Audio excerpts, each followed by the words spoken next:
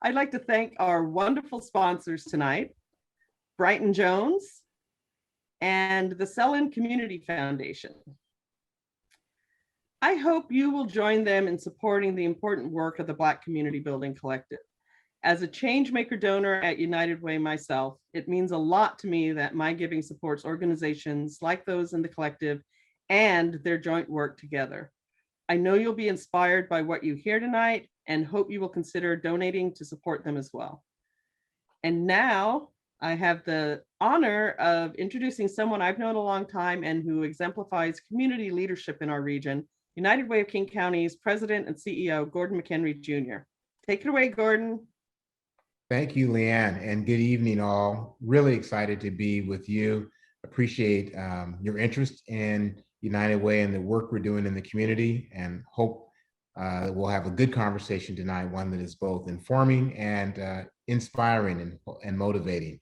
I am Gordon McHenry Jr. I'm President and CEO of United Way of King County. For those who are visually impaired, and also I use he, him pronouns. I'm a Black man. I'm wearing glasses.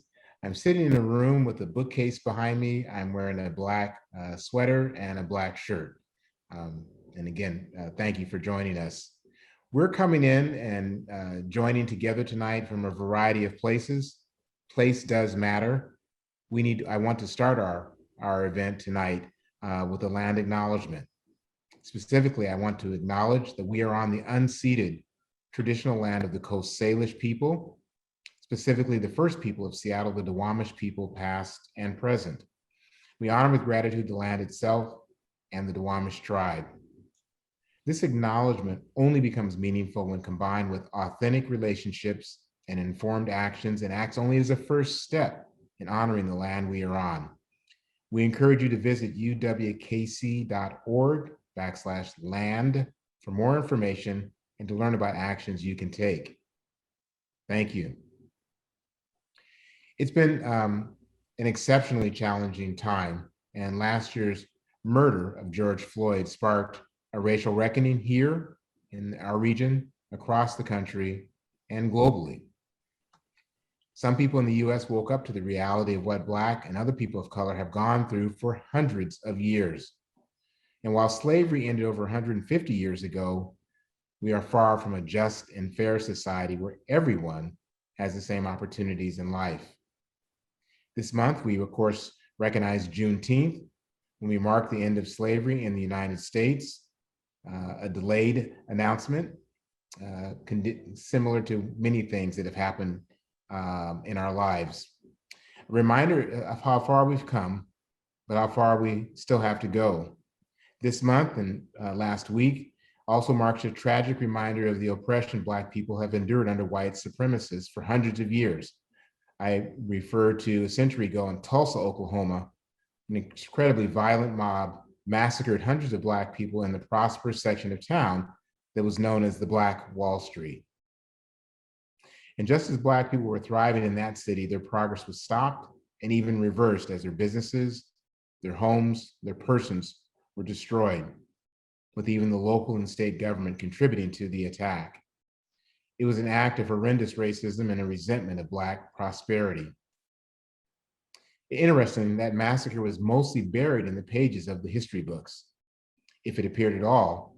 But at last, as a result of last year's protest for justice, it brought atrocities like what happened in Tulsa to the forefront. And people are now awakening to this aspect of our history and the challenge it foretells. It is a history that we cannot, should not, and cannot ignore or forget.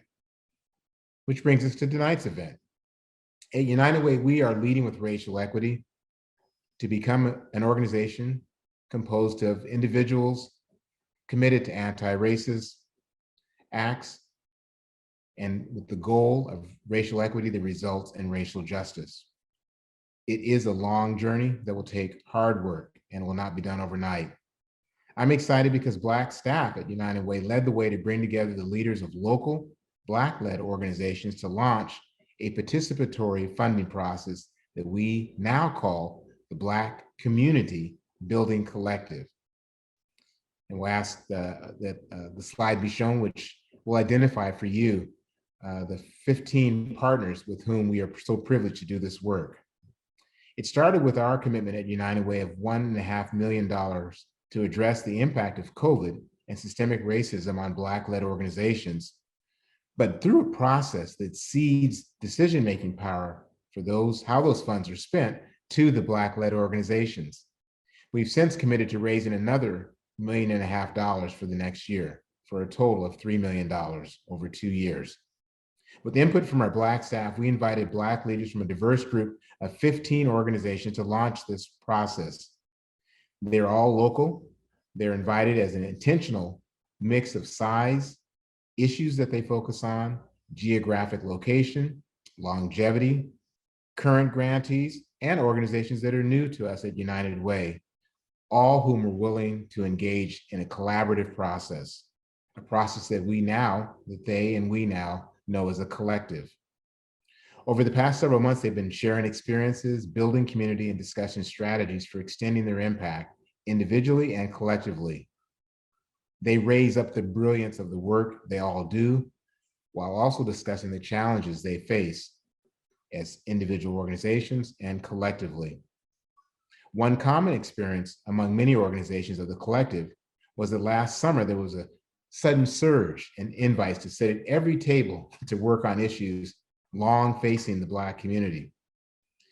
The leaders felt a sense of urgency, knowing that if history repeats itself, this attention to the Black community won't last, and that we should get our voices at those tables when this opportunity is in front. Yet many of these organizations were already stretched thin dealing with COVID and the ongoing work of their organizations. Some organizations have been scraping together for funds and to get the attention, the appropriate attention of business, philanthropy, and governments about the needs in our community, but they were getting silence. Then suddenly the phone started ringing. Will you speak with us? Will you give us advice? There was offers of funds. Conversations on strategies for the funding acknowledge they all are in different places, and as individual organizations may have specific needs. Some could be program or operating support, others it could be capacity building support. But at the same time, we learned that they wanted to prioritize some funding towards supporting long-term sustainability, a collective approach that can benefit Black-led organizations for the long term.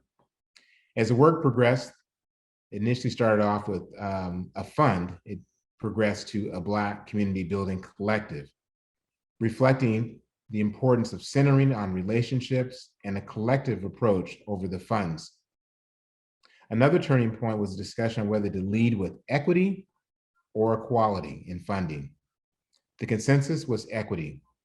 That focus on equity led the 15 groups to prioritize that half of the funds would go for 9 Black women-led organizations for program and operating or capacity building, followed by dollars for an ongoing work group to focus on the long-term sustainability for Black-led organizations here in our region.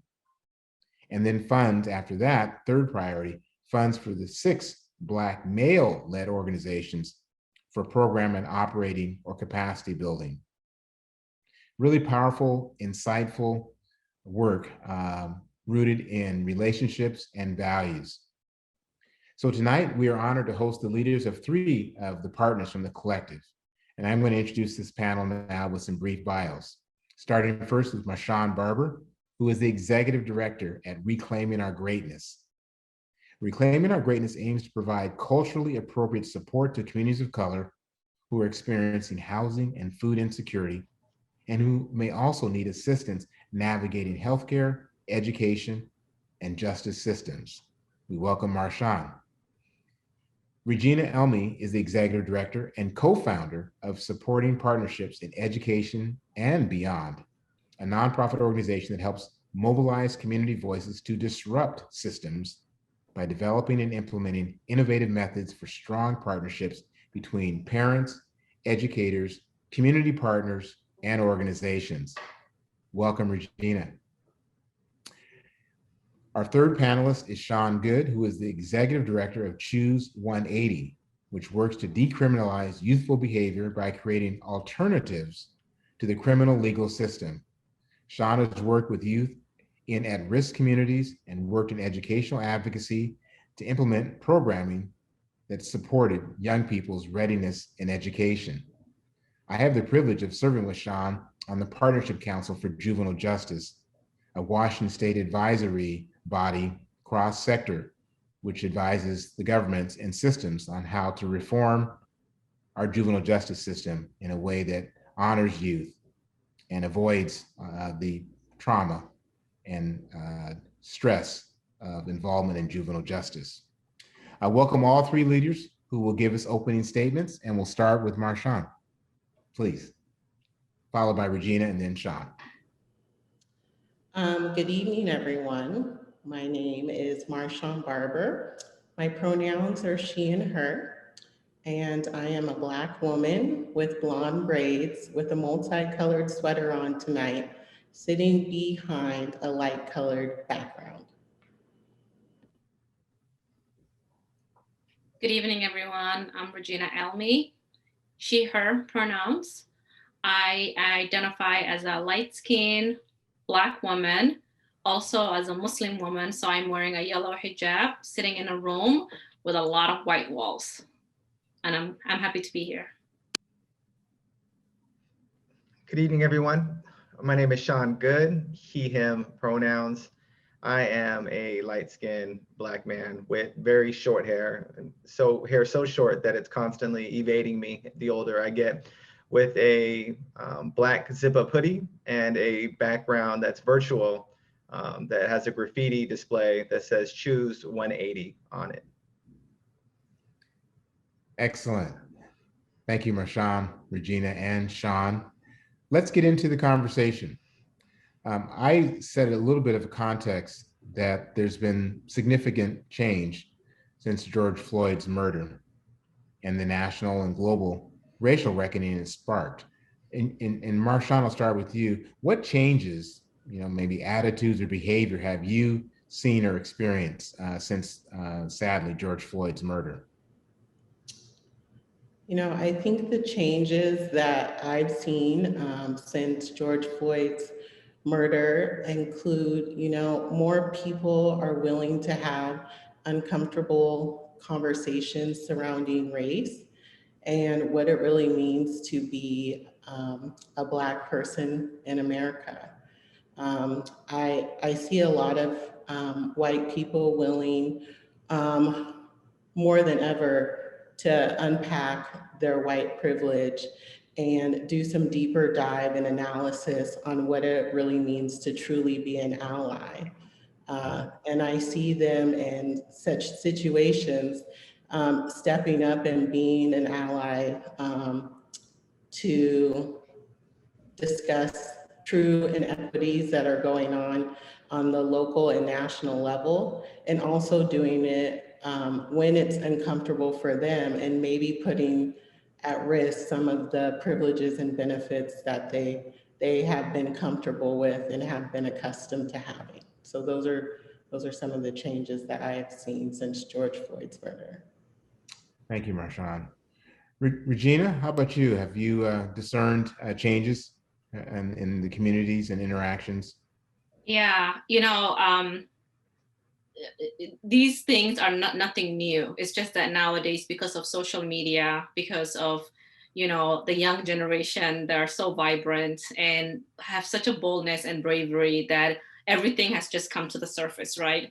But it's been going on, and I wanna recognize that I identify as a African immigrant woman. So as much as I can talk about anti-Blackness, I will never have that lived experience, but I benefit from my African American community and the enslaved community. So I want to honor and recognize that and the sacrifices that all the ancestors have made.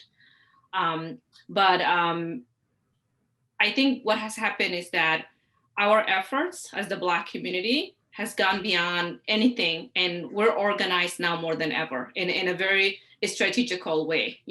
It's not that we are lashing out. I think there's more of bondness and collectiveness that's happening. There's like the beloved community that's growing, which has always been there, but there's always been like that, that thing that's always inside the community that's trying to divide us. And I think the beloved community is coming to flourishing. But also I think that the whole world has watched what has happened. So the shameness and the finger pointing, and at the end of the day, we're all humans. And I think that we all care. It's just that the conditions that we're in and the systems we're operating are the ones that continue to create the conditions and what's happening around us. But one thing that I have noticed is I appreciate the young people that are really, in a very strategical way, in a very articulate way, are saying this is the world that we want to create, and this is the America that we want to create, and it's Black youth-led efforts, right? The other thing is that personally, for me, I have been in a lot of space with funders that are saying, what have we done in the past? And those are just honest conversation. And I really appreciate being in those spaces, because what have we done? How have we invested in the blood and sweat of, Black-led efforts? And we're all benefiting from it. I always tell people, when the Black child is served, every other child is served. So let's just have the honest conversation. But those are some of the things, and I echo what my sister has said. So thank you. Appreciate that. Thank you, Regina. Sean, your perspective on life and behaviors, attitudes since George Floyd's murder.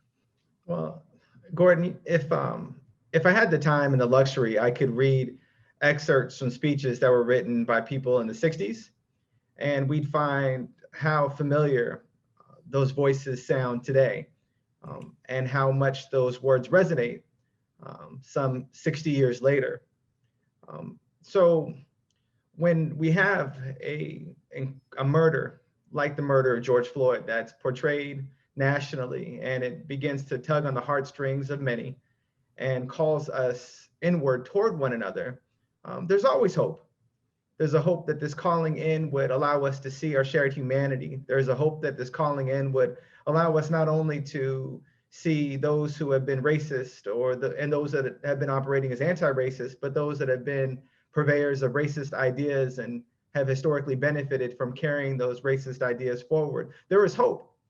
And I do find myself regularly grounded in this hope of what can be, with the historical understanding that this place is not brand new.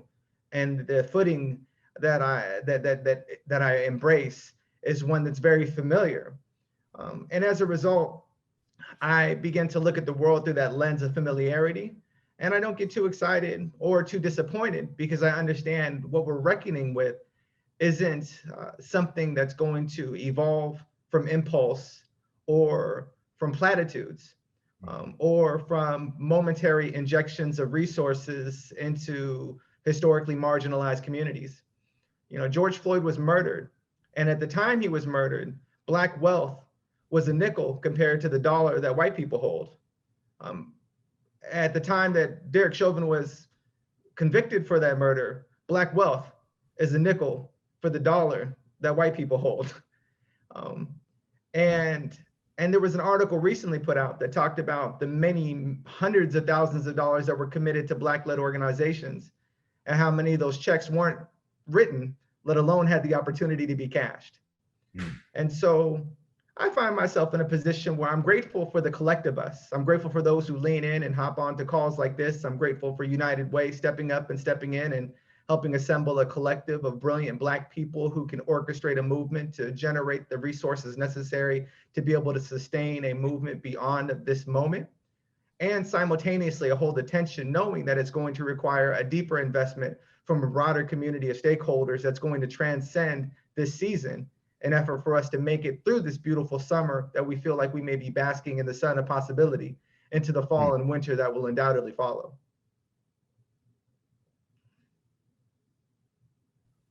Powerful.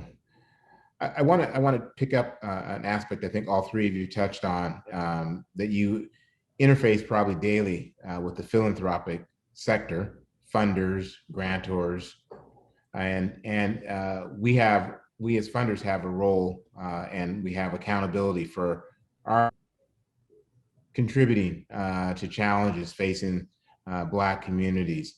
What I guess I'll ask each of you to name one difficulty that you or your organization have had with the philanthropic sector as a leader of a Black-led organization. whether it's any size or longevity. Name one for this audience. Give us each an example of a challenge that philanthropy needs to address. I'll start with Sean and then go to Regina and to Martian. Yeah, thank you, Gordon. And quickly, Kathy, I saw your question, and the check not being cashed is sort of an expression of people making promises and not honoring those promises. So it wasn't so much a physical check that was provided, but it's the notion that, you know, people say they're going to do things, but then they don't actually do the thing that they say they're going to do. Gordon, we have a rule at our organization where we don't get into booty call relationships with funders. And what I mean by that is that we are not looking to be in relationship with people who want to fund us one time and then move on to what's next. That if you want to be a part of this journey towards justice, we're looking for you to be an intentional partner with us and travel with us in a transformative way and not a transactional way. And that's a bit of a paradigm shift for many grant funders and foundations who have historically sprinkled their goodwill across the map and haven't concentrated their energy to see something grow in a garden that's unique and intentional.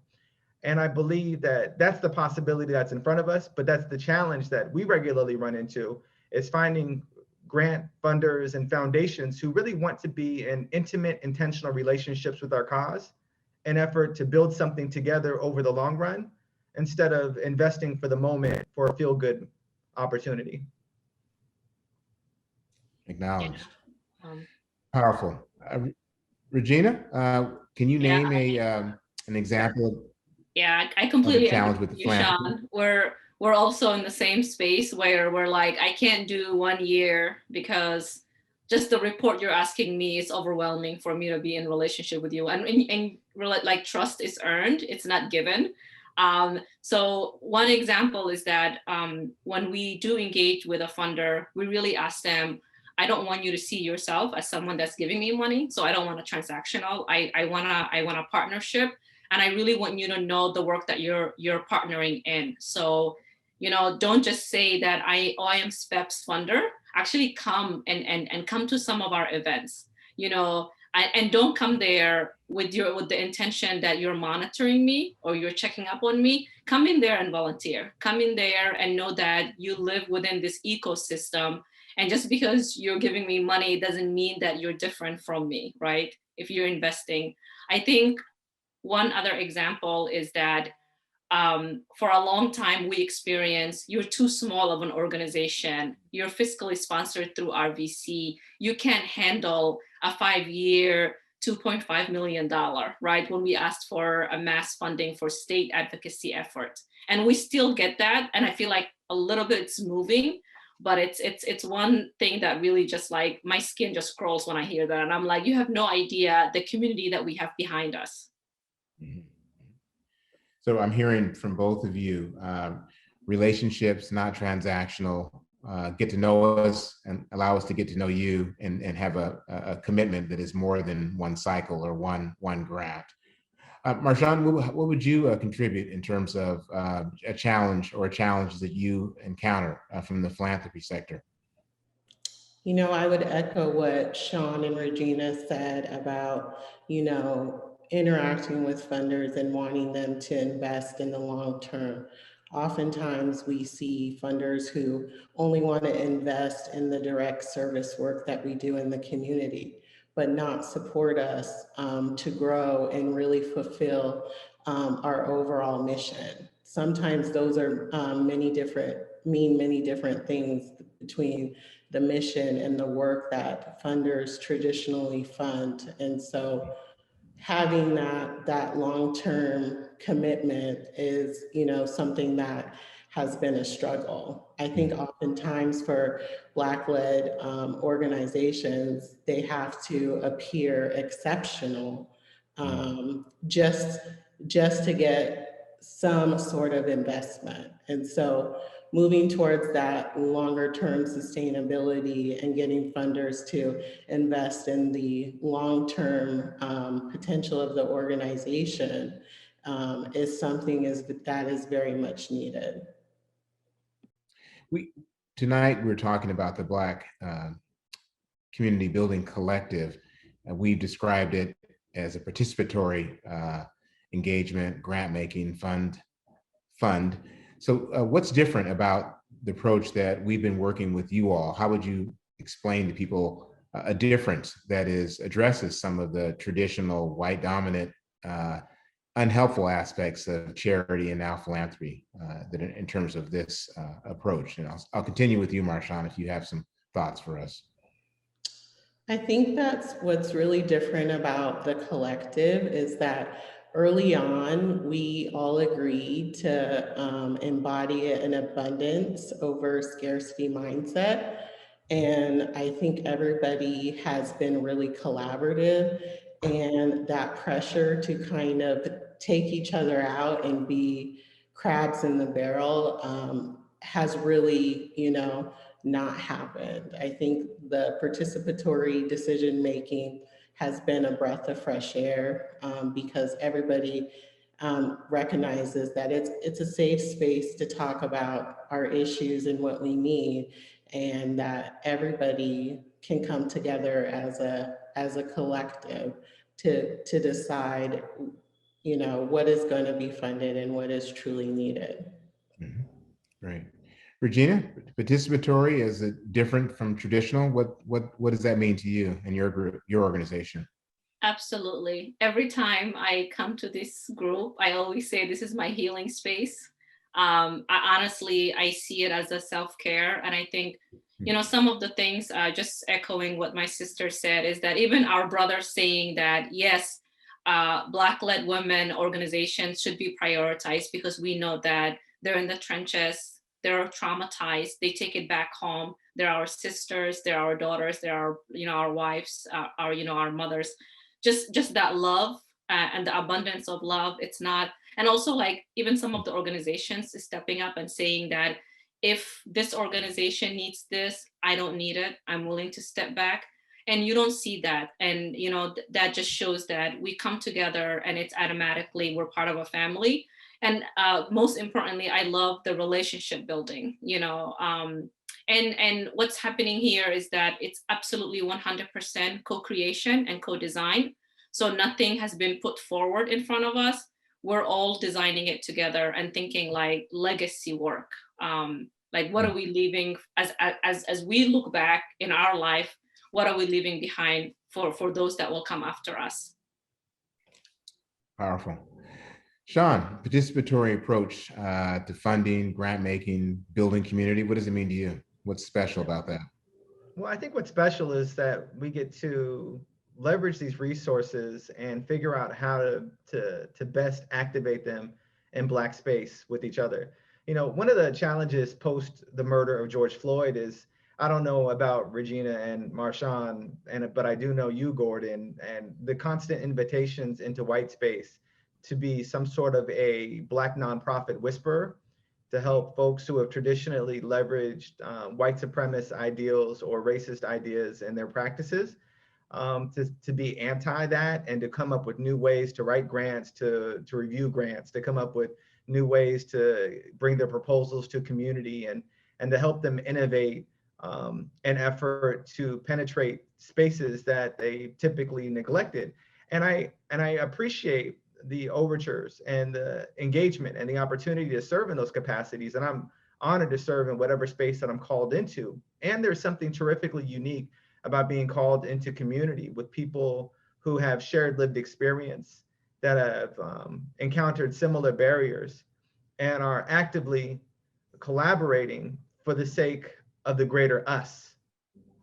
And it's that investment in the collective, in time, treasure, and talent that has been transformative over the course of these months that we've been co-laboring with one another. And I'm incredibly grateful to be able to serve alongside these brilliant women and the many others that are a part of the collective. You thank you, Sean. And you ended on a note that I wanted to explore.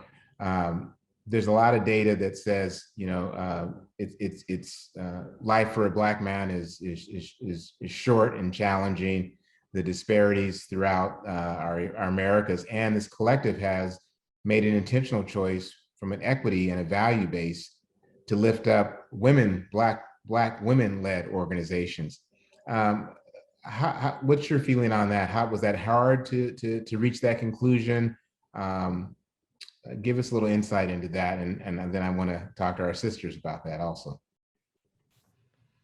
Yeah, I think that if we look at the landscape of the work and who has the most difficult time penetrating the world of philanthropy, and who is bearing a different emotional burden and toll by being present in the work, then reparations need to be paid. And in offering reparations, that can show up financially, but that can also show up in our decision-making processes as well, and prioritizing those even from within that are coming to the space with the most weight and the greatest burden. And I believe that was the impetus for this approach in prioritizing those that identify as Black women in our group, because we understand the great distance that they need to travel in order to be able to participate in this nonprofit industrial complex. And so it's with that understanding that it behooves us to not make an accommodation, but to live into this revelation of what is true and honor that truth by our action. Regina, when you entered this process, and now that you have this approach that's been identified and uplifted to prioritize from an equity basis, Black women-led organization, was that a surprise? Was that a shock? Was that challenging? Or how did you find this process and this result? I think it was humbling. At the same time, honestly, even when the idea came up, I never doubted our kings, just because I know that, I grew up in DC, and I grew up being lifted by a lot of mentors that were male Howard alumni, and they showed up and showed out, for us. So when the question was proposed, the thought never came to my mind that they're gonna push back. But at the same time, I was feeling like we gotta take care of them too. So how do we balance both? But for me, it was more like we also need to take care of them because they're also doing the work, and we also know that how hard it is for our Black male. But no, it was just there was no even like no or nothing. Everybody was like, definitely, why not? Absolutely, we should do it. Mm-hmm.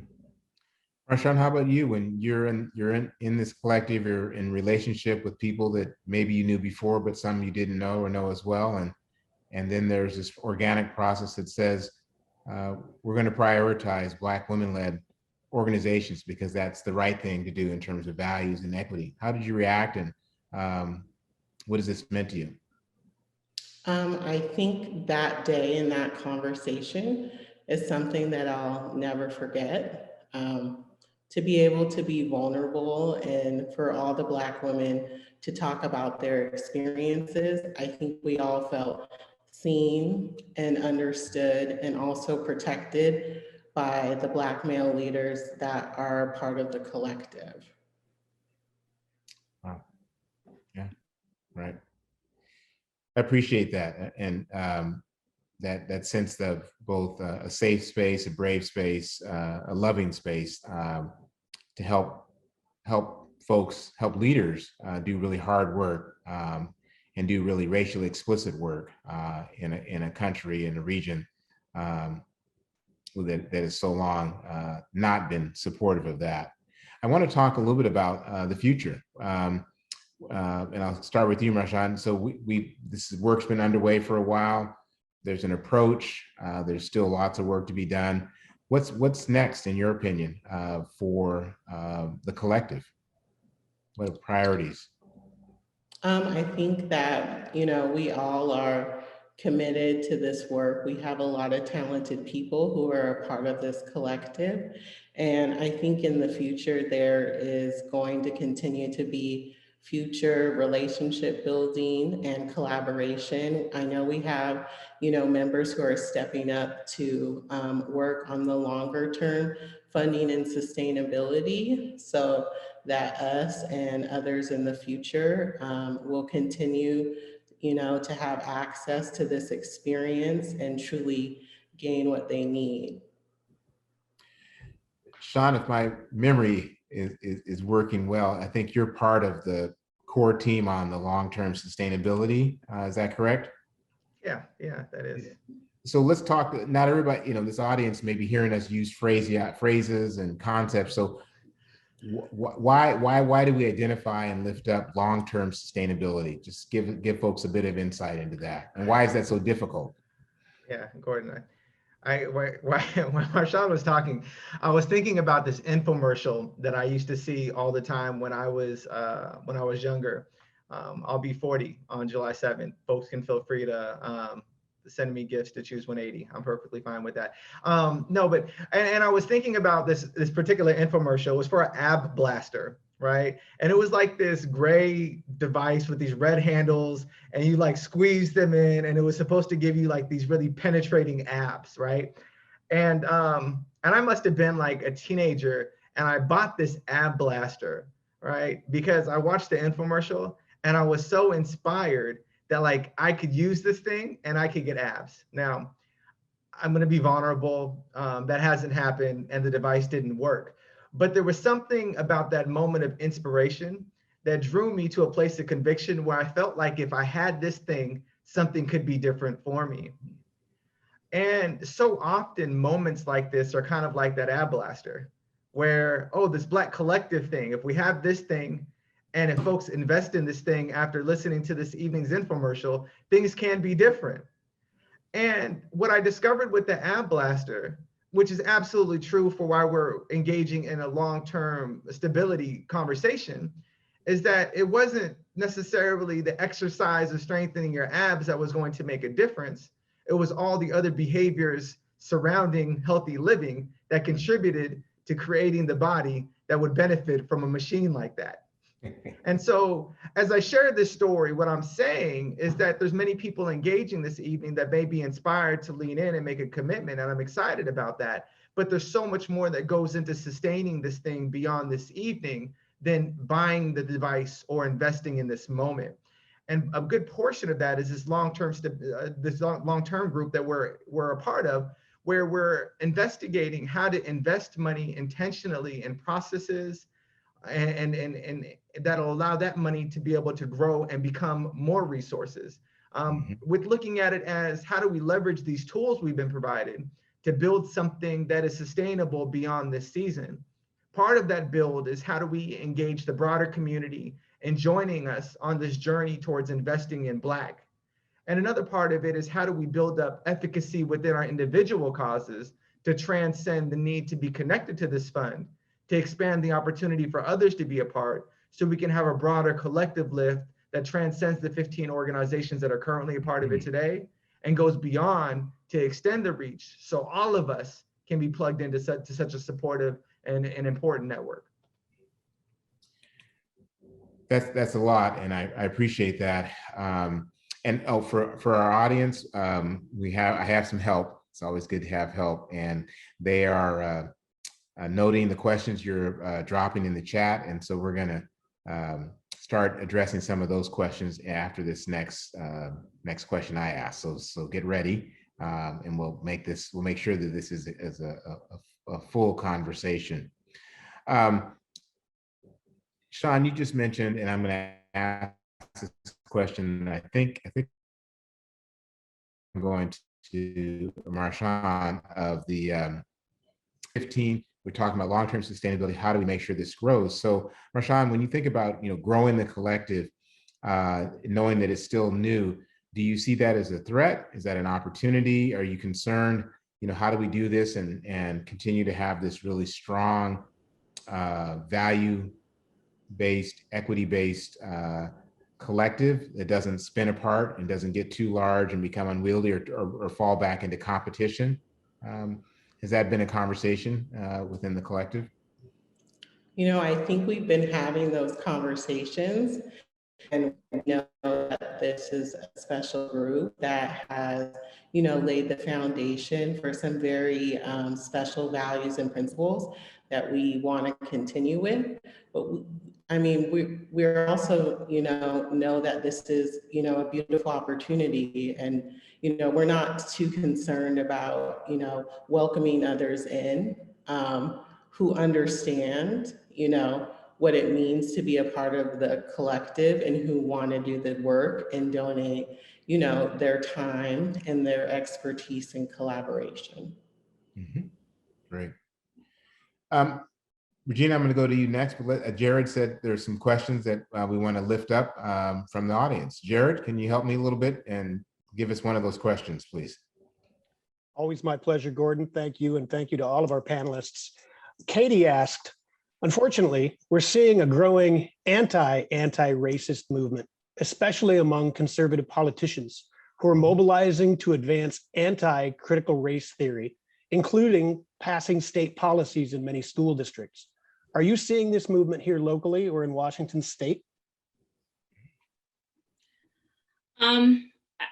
You know, in the midst of the pandemic, I want to lift actually the resilience of community. Is that one thing that we as an organization have been doing alongside some of our partners is really this, I say 2 years, it's not a year and a half. For me, I feel it's 2 years. This past 2 years, we have been engaging both locally and nationally conversations with media and reporters and universities, really asking critical questions around, particularly focusing Black and Brown students and immigrant students of what are you looking forward to once schools opened? And one thing that we have heard is that particularly Black families say that I don't think I'm going to be going back if things are going to be the same. That if I cannot be part of designing the kind of school experience I want for my child, because one thing that I learned is that even though it was hard for me and I had to rearrange my life, maybe I'm a single mom, maybe I'm a single dad, maybe I'm a kinship family, where I have to ask a neighbor or an auntie or grandma to watch the child to support them in their virtual learning.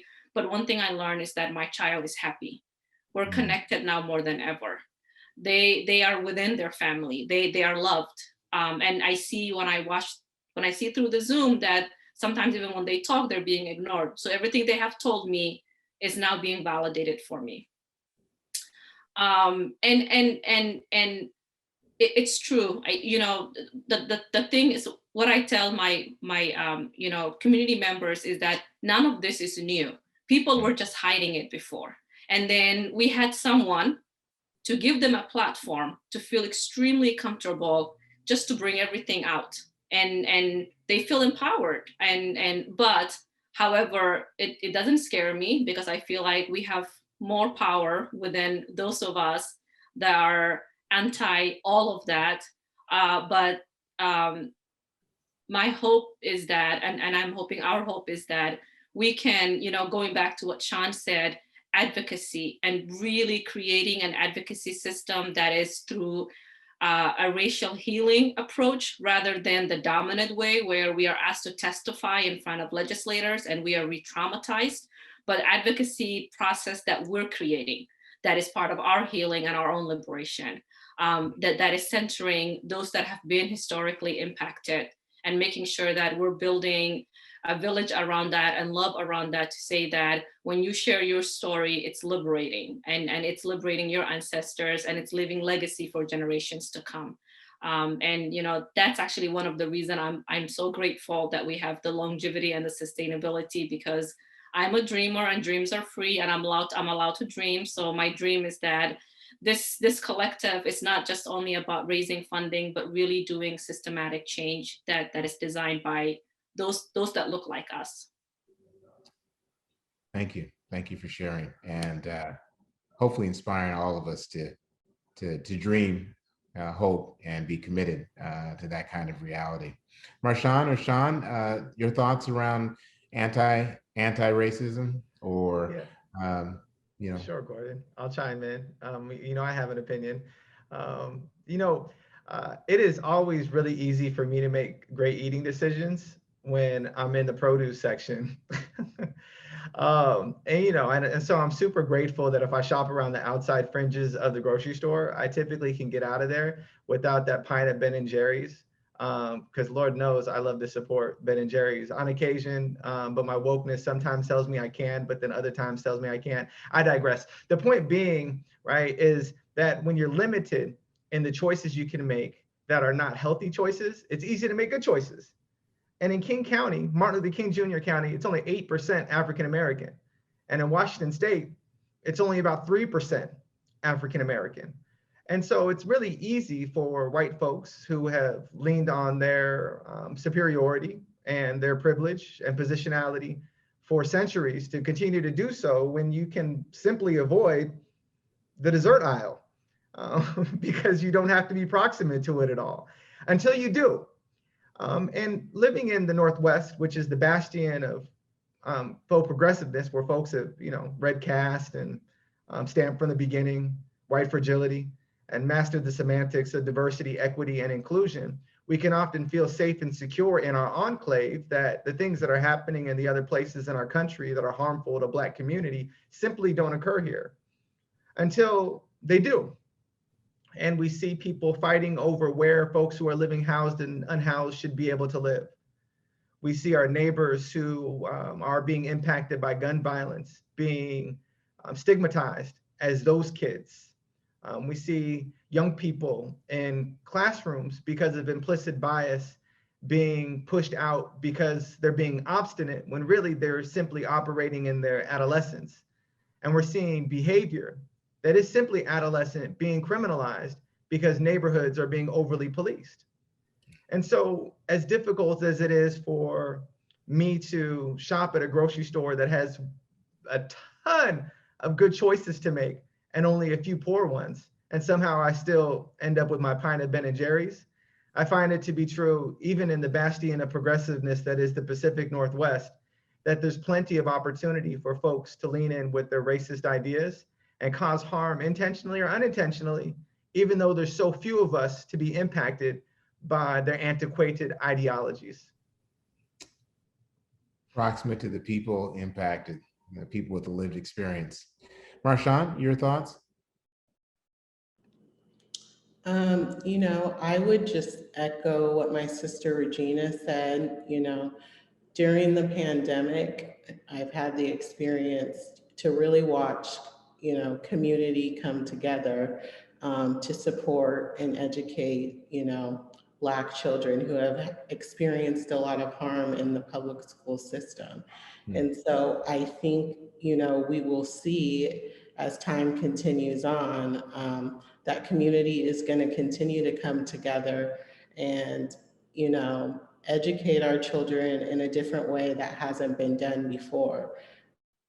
We're still experiencing, those hybrid schedules. And so I think that the opportunity to have community educators is going to be more and more prevalent. And so I don't necessarily think, at least in King County, that will be an issue. Mm-hmm. Jared, I understand with this conversation, this real talk is sparking lots of good conversations. Can you give us another one, please?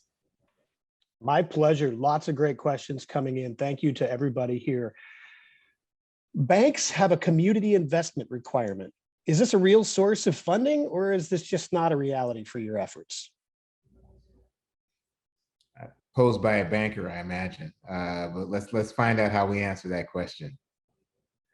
Which of the I'm not sure. We have a lot of questions. I may not do all three of you. Who does one of you, or who wants to answer that question? Gordon, I think in a succinct way, it depends on the bank and their priorities. Like BECU recently had an awakening, and now they're being intentional and investing in Black-led nonprofit organizations. There's other banking institutions that have really targeted areas where they want to invest. Many want to invest in organizations that are doing work around financial literacy. The Color of Money, which is a book that's pretty popular at this point, does a wonderful job detailing why financial literacy isn't the pathway out of poverty, and that sustainable wealth doesn't actually come by way of educating people on how to spend their money. They need to actually have the resources and the economic opportunities in order to be able to be financially savvy with them.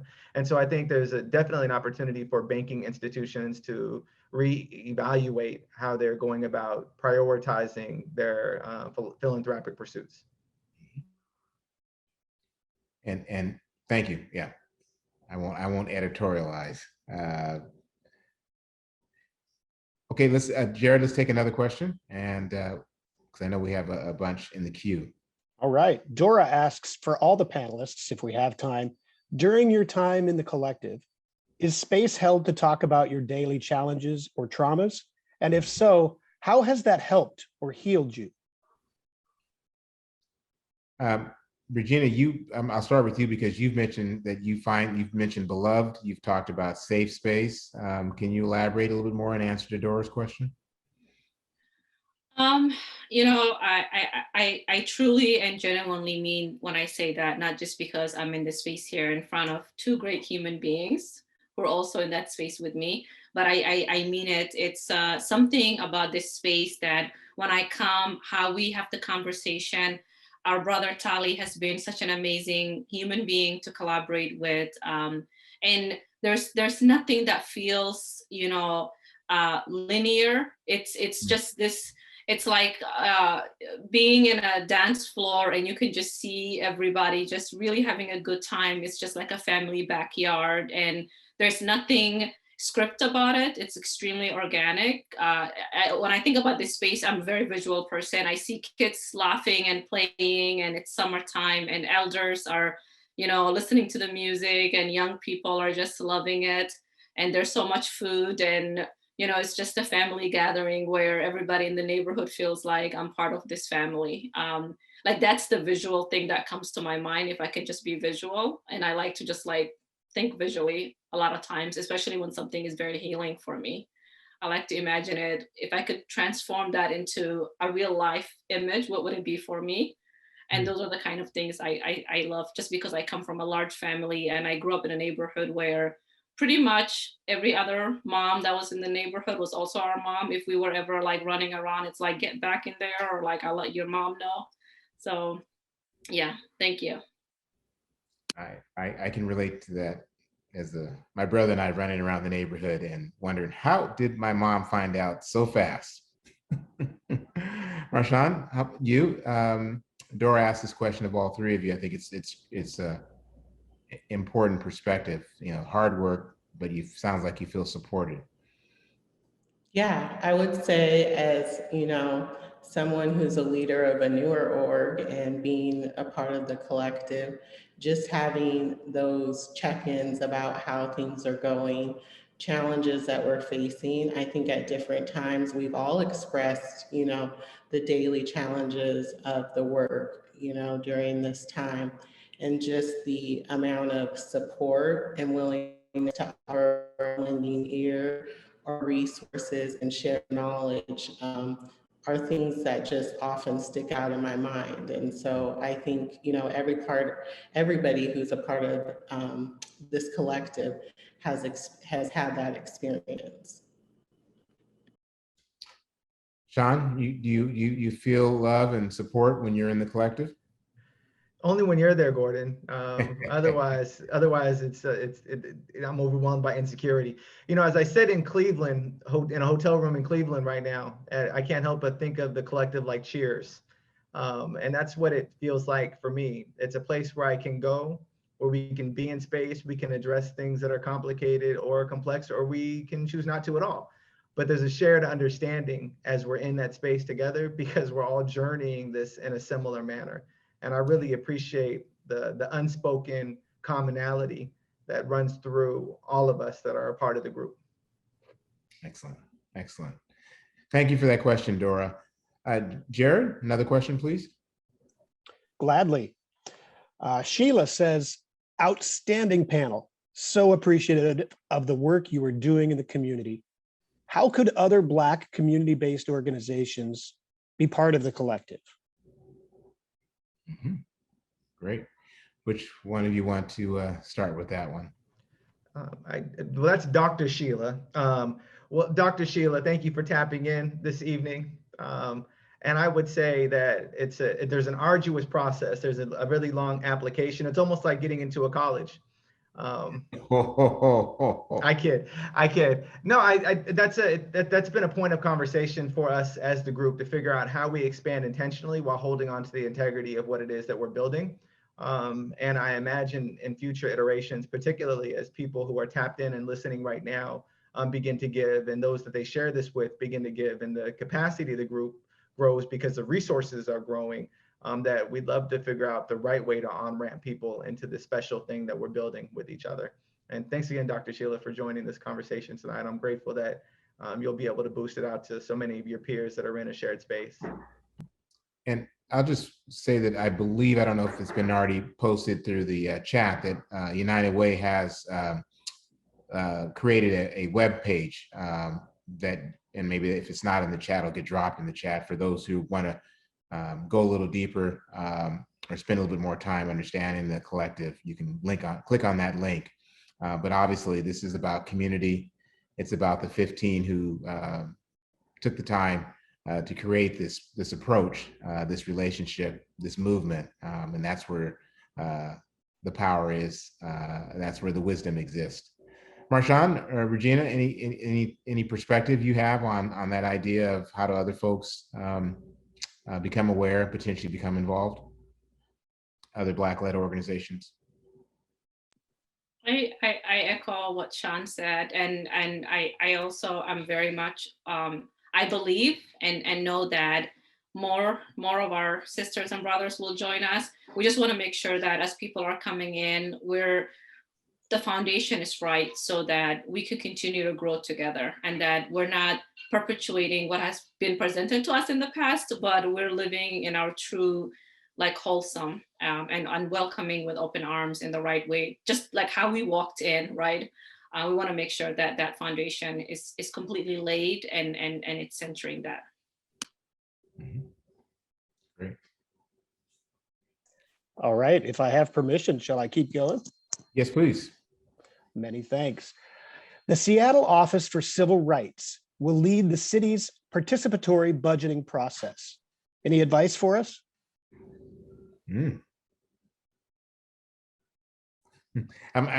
Sean is always eager and ready to respond, but Marshawn, I'm going to see if you have a thought, and if you don't, it's okay. Okay, but then I'll go to Sean.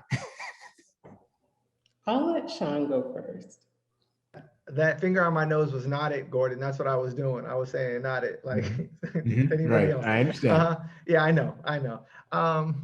Yeah, for those that are listening that aren't familiar with some of what's happening, is that there was a Black Brilliance research project that was resourced by the Seattle City Council, and that resource project came back with an impact report that demonstrated where investments should be made. And those investments will be made through a participatory budgeting process where the community will decide how those resources are spent. And the Office of Civil Rights in the City of Seattle is putting out an RFP in the very near future to identify a leader to lead the participatory budgeting process, someone locally or nationally that's best fit to be able to provide those services.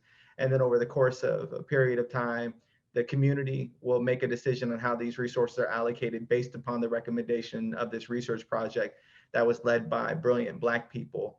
So that's just the background of the whole situation. So I'll provide the background, but I'd love it if Marshawn or Regina would like to chime in. I don't have too much to offer as far as advice beyond adhering to the voices of the impacted, which OCR has a history of doing. And being reflexive in your learning to be responsive to the ever-changing needs. But Regina, Marshawn, your voices would be so much more powerful in this moment.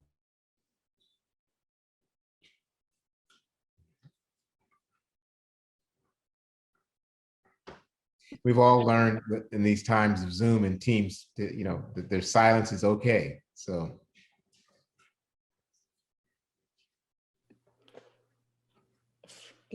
For me, I think it's just to really listen to what the community needs, because I know in my work, collaborating with them, that they already have the answers for what they need. And so, I would encourage the city to just lift up community voice and honor their feedback.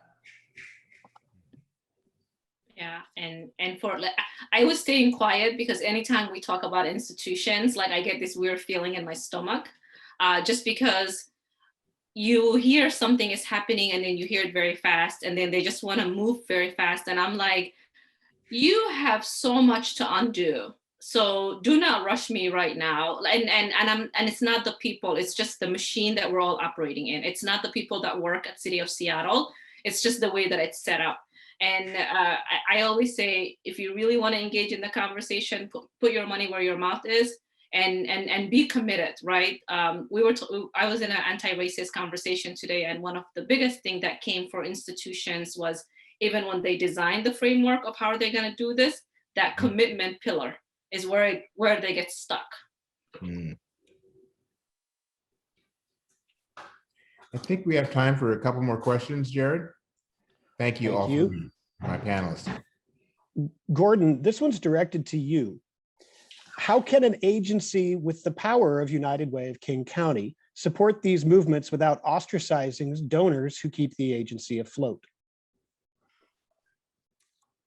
Great question. And there is some, of course, tension, inherent tension when you're doing racial equity work and doing it with integrity and doing it with transparency. And so I think what we try to do is make sure folks who don't understand the why, that we take time to talk with them about the why.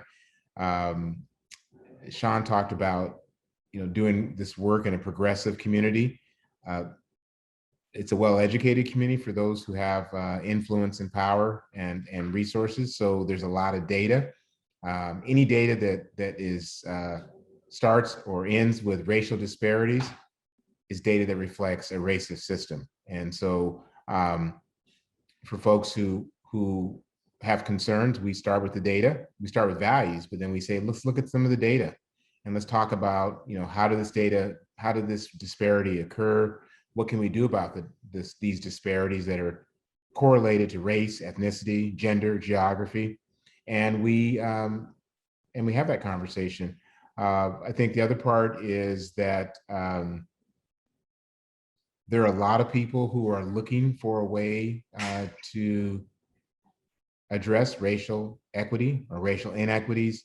There are people who are fascinated with the concept of racial justice. And so I think there are many more people who are looking for United Way to be a help, a convener, enabler, a participant than those who are off-put or concerned that we are having racially explicit conversations, making decisions that are rooted in racial equity and being intentional, like with this Black community collective, I'll get it in a moment, but we're making these investments intentionally. We're also doing one, we're not talking a lot about it tonight. We've done one with the Indigenous Fund, a fund that is intentional to put money in a participatory fashion with our Indigenous brothers and sisters and organizations. And so we feel that's the right thing to do. We're getting lots of good support. And I think that will continue, but never shy away from having a candid, courageous conversation that what we're working on is to get to the root cause of why there are racial disparities here in our progressive region that are harming people and holding people back, people of color. Thank you for that question. Thank you, Gordon. I think we have time for about 2 more, which happens to be how many questions I've got in my queue here. Great. Could you go into more detail or potentially share materials related to the process used for the Black Community Building Collective and the role of United Way staff? I have perspective, but this is about our collective, the collective that we're honored to be a part of. So we'll ask our panelists, Regina, Marshawn, Sean, to talk about how that process unveiled itself to you in those early days.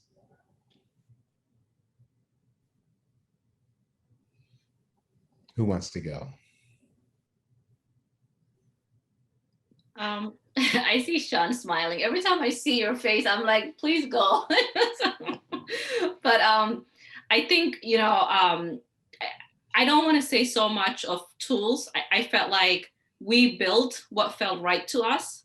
And we had an amazing someone that was helping hold that facilitation and kind of like hold that vision for us. And it was more like we were building something from the ground up collectively that we felt could benefit us, but then also like benefit many more to come. And we're it's not said and done. It's still growing. It's a baby that's just now learning to maybe stand on like and just hold on to things and not even walk on its own. But that like that's the simplest like explanation I can give. And I want to hear from the experiences of Marshawn and Sean. Marshawn? I think that we just had several brainstorming sessions, with our facilitator, Tally, and we just went with what felt natural and what felt right. We were offered, to look at other national models, but at the end of the day, I think the collective came together organically to build out their own process. Yeah, and I think a couple of things. I think one of my favorite parts of the process was that everybody put together a proposal, and as a group, we looked and listened to everybody's proposal. And Regina referenced this earlier on, but it was beautiful to watch different organizations defer funding to be able to support other organizations and people wanting to make compromises to be able to support. That wasn't built in. That wasn't a mechanism that we had previously established, like in case of. It's just what happens when you're connected relationally and you're willing to organically move through a process with each other. And that word organic is the one that resonates with me the most. I think because we did it in a safe space and we're doing it with each other, we could do it organically without the rigor of having the formalities that are often in place in settings outside of this.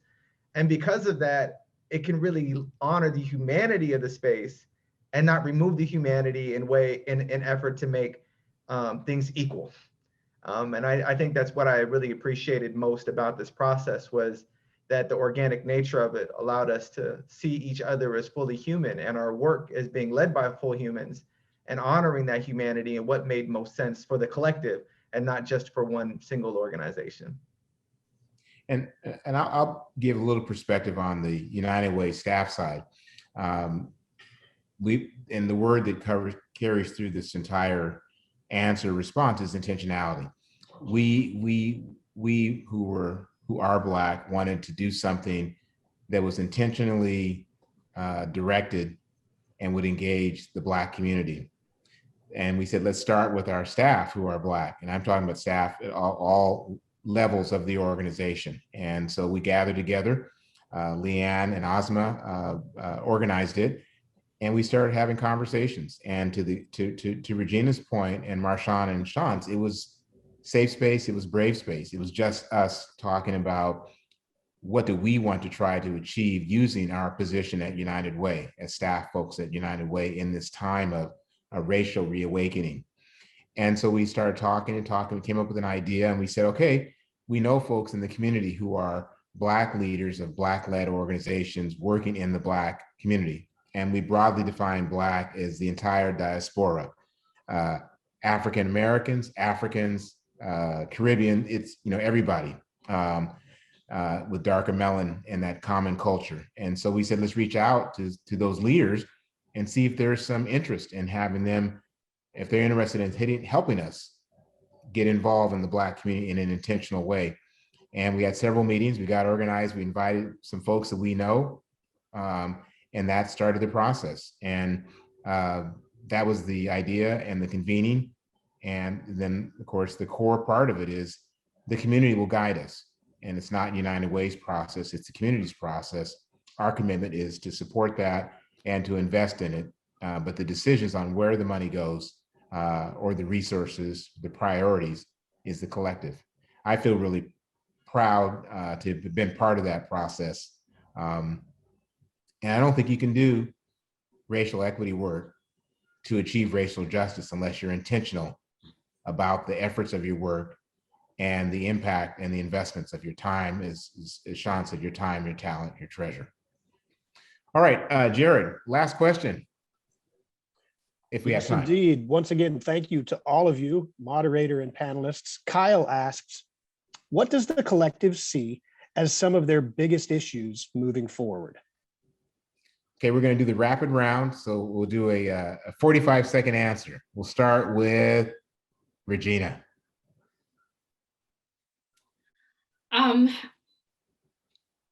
I mean, in everything that's new, we're going to be learning, and we're going to be on a learning journey. I don't foresee something that's a challenge or an issue. I feel like everyone in this space brings their heart.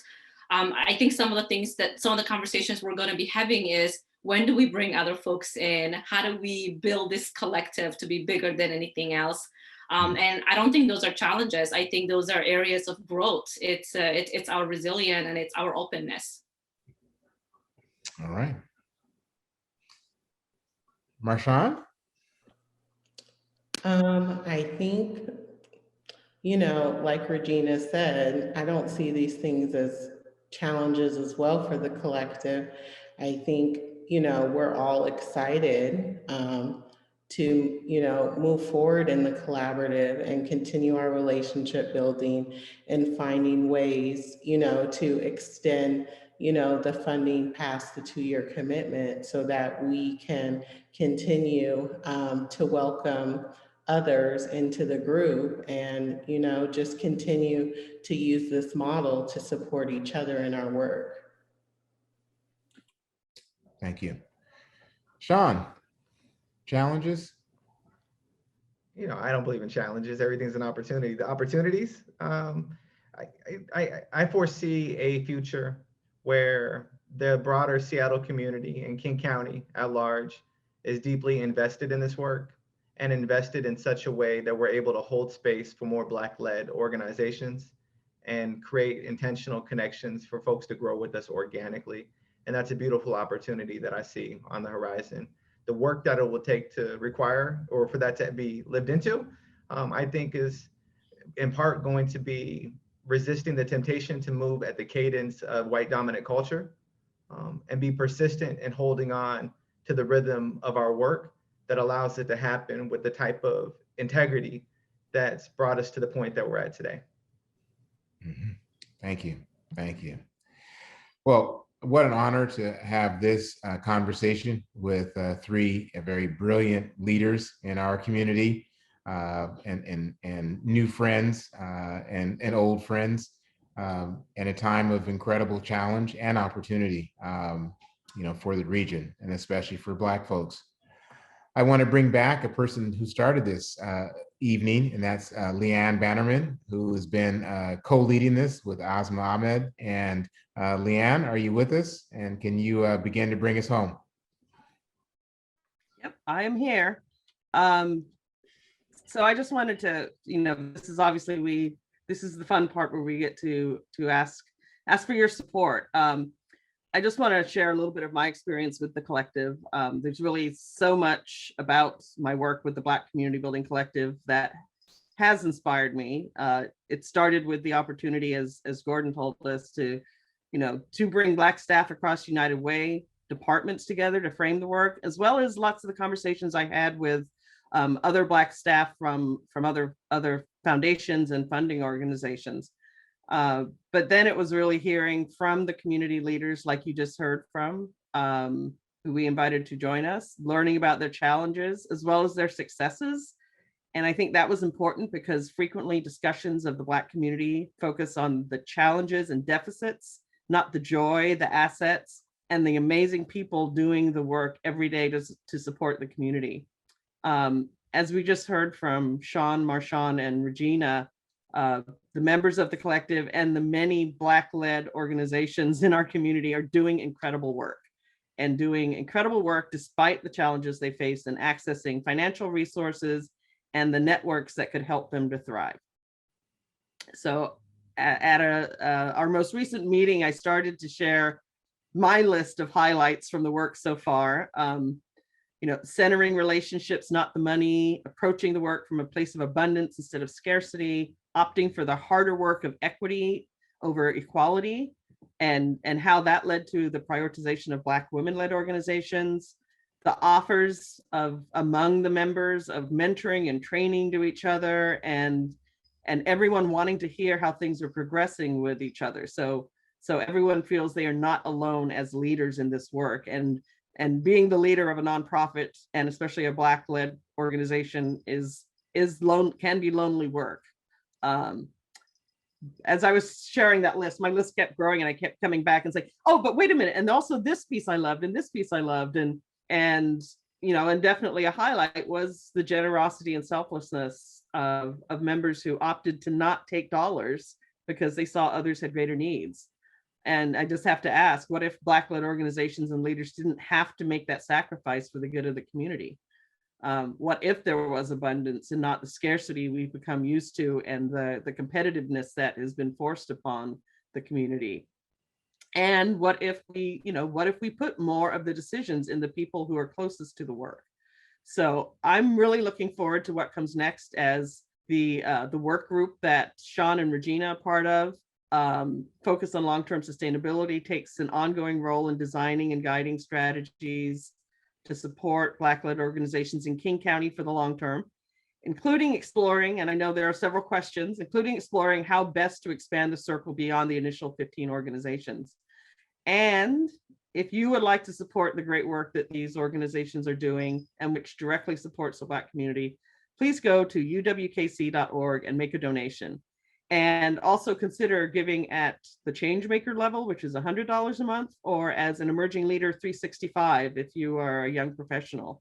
I know that I'm happy that my donation is going, and my gifts are going to this effort and supporting this effort. And I hope that you will consider a gift as well, because it is important and necessary work.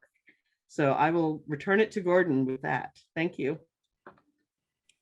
Thank you, Lan. Again, thank you for your leadership. It's been great to be in community with you in this really important effort that we know is not going to end. It's just the beginning.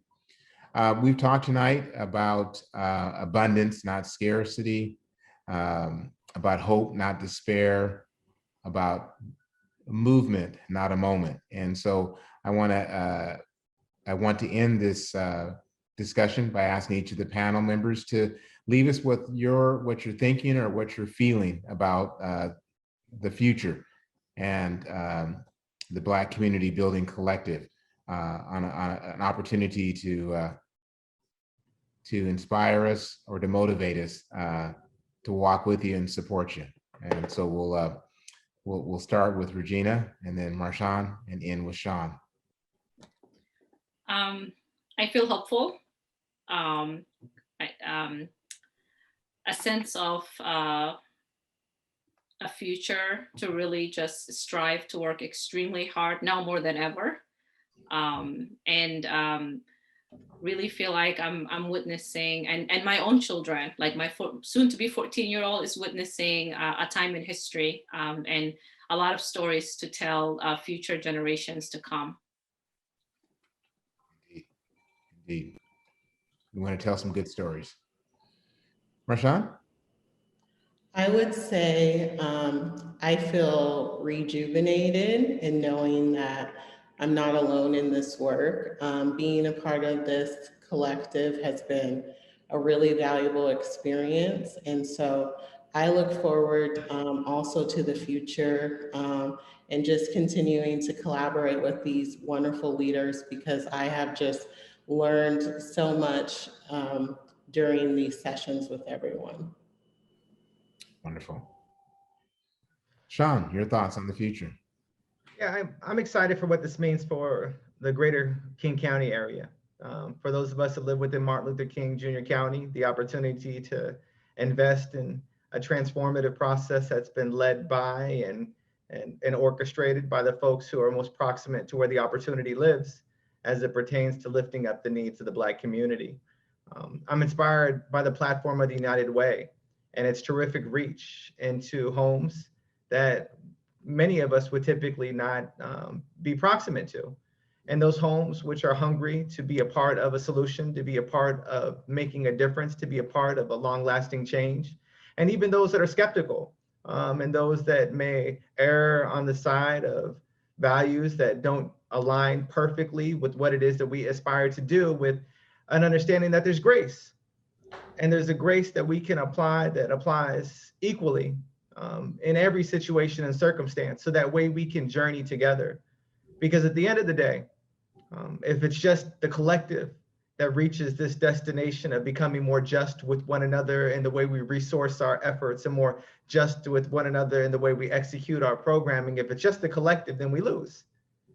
Because we need the broader community to travel this journey towards justice with us. And so allow this introduction to our effort to also be an invitation to journey and travel with us as we move into uncharted territory and we begin to expand the horizon of possibility and lean into the brilliance of Black people and invest your resources in a way that fuels our innovation and allows our community to benefit from the transformation that's at hand.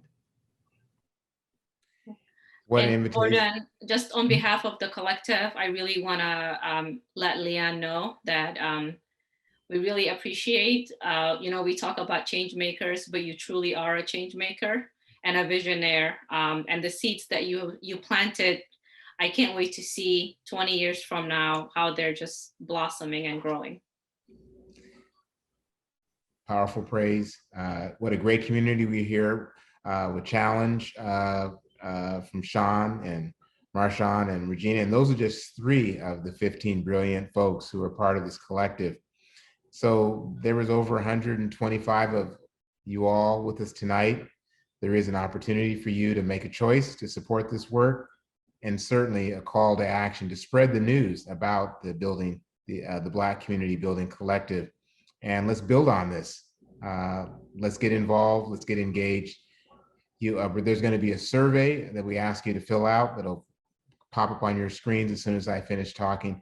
Know how much we appreciate you taking your time to be with all of us tonight, to be with us on this journey, leading with racial equity to become a racially just society, empowering and investing with the Black community, the Black Community Building Collective. Thank you all. Stay safe, stay strong, stay well, stay connected. Please fill out the survey so we can make this even better the next time, and have a good night. Thank you all.